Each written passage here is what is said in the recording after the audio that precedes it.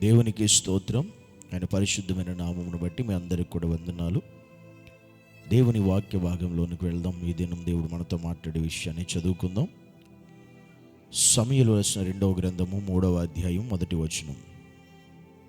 సౌలు కుటుంబీకులకును దావీదు కుటుంబీకులకును బహుకాలము యుద్ధము జరుగగా దావీదు అంతకంతకు ప్రబలెను, సౌలు కుటుంబము అంతకంతకు నీరసిల్లెను. దేవుడి రోజు మనతో మాట్లాడుతున్నాడు. ఇక్కడ 2 కుటుంబాలు మనకి కనబడుతున్నాయి. అందులో ఒక కుటుంబం, 2 కుటుంబాలకి ఒకే సంఘటనలు జరిగాయి, 2 కుటుంబాలకి ఒకే పరిస్థితులు వచ్చాయి, 2 కుటుంబాలు ఒకే స్థితిలో ఉన్నాయి. అయితే ఇందులో ఈ 2 కుటుంబాల్లో ఒక కుటుంబం ఏమో అంతకంతకు వర్ధిల్లింది, ఒక కుటుంబం ఏమో అంతకంతకు నీరసిల్లిపోయింది. ఎందుకని? ఎందుకంటే 2 కుటుంబాలకు ఒకే స్థితి ఇచ్చాడు. ఈ 2 కుటుంబాల్లో ఉన్నవారు ఇద్దరూ రాజులే. ఈ 2 కుటుంబాల్లో ఉన్నవారికి యుద్ధాలు ఇద్దరికి వచ్చాయి. ఈ 2 కుటుంబాల్లో ఉన్నవారికి పదవి ఒకటే. ఈ 2 కుటుంబాల్లో ఉన్న పరిస్థితులు, స్థితిగతులు అన్నీ సరిపాళ్ళుగా దేవుడు ఇచ్చాడు.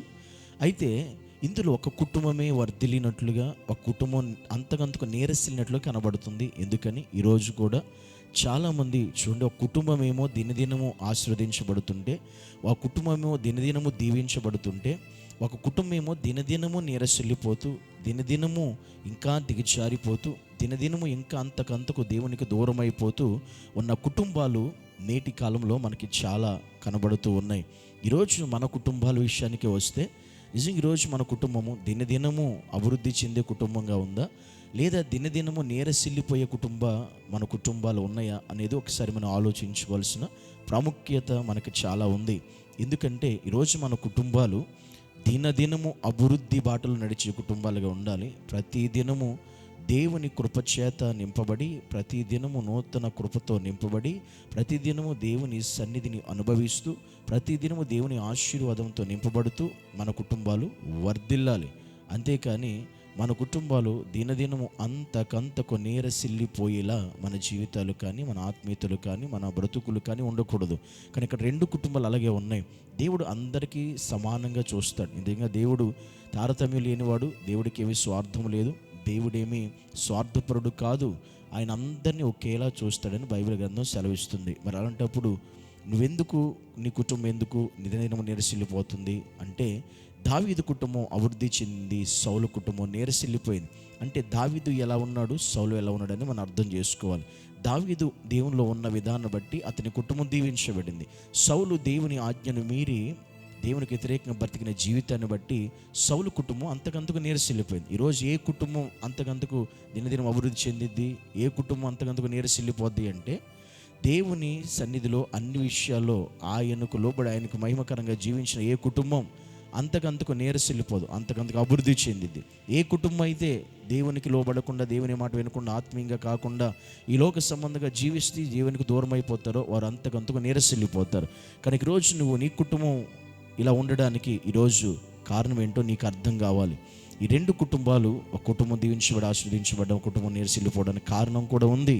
అది సౌలు స్థితిని బట్టి, దావీదు స్థితిని బట్టి.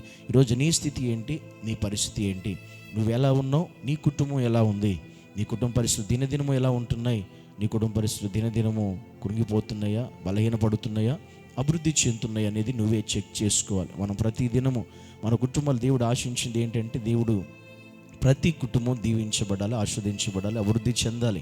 దినదినము కూడా అది దేవుడు చూస్తే ఆనందపడతాడు. కానీ దినదినం మనం ఇంకా కృంగిపోయేవాళ్ళగా, నిరసించిపోయేవాళ్ళగా, దిగజారిపోయేవాళ్ళు మన కుటుంబాలు ఉండకూడదు. కనుక ఇంక దేవుడు మనకిచ్చిన ఈ భవిష్యత్ కాలంలో, అంటే ఉన్నతమైనటువంటి ఈ కాలంలో, ఈ సంవత్సరంలో కూడా నీ జీవితం, నీ కుటుంబం అంతకంతకు వర్ధిల్లాలే కానీ నీరసిల్లిపోకూడదు అనే విషయాన్ని గమనించి ఆ రీతిగా మనం నడవాలి. అంటే దావీదు వలె మనం ఉండాలి, మన కుటుంబాలు ఉండాలి. ఆ రీతిగా దేవుడు మనల్ని నడిపించును గాక. ఆమేన్. పరిశుద్ధుడైన యేసయ్య నీకు వందనాలు. అనుదినమునైనా మా కుటుంబాలు అభివృద్ధి చెందే విధంగా, ఎదిగే విధంగా, దీవించబడే విధంగా, బలపడే విధంగా ప్రభువా నీవే మమ్మల్ని నడిపించి, సహాయం చేసి, కృప చూపించి ఏ కుటుంబాలైతే నీరసిల్లిపోతున్నాయో, కృంగిపోతున్నాయో నాయన, వారిని దర్శించండి. వారి జీవితాలను మీరు మార్చండి. వారి బ్రతుకులను మార్చిన పరిస్థితులను మార్చి నీ కృపతో నింపి నడిపించమని యేసు నామములో ప్రార్థించి వేడుకుంటున్నాము తండ్రి. ఆమేన్.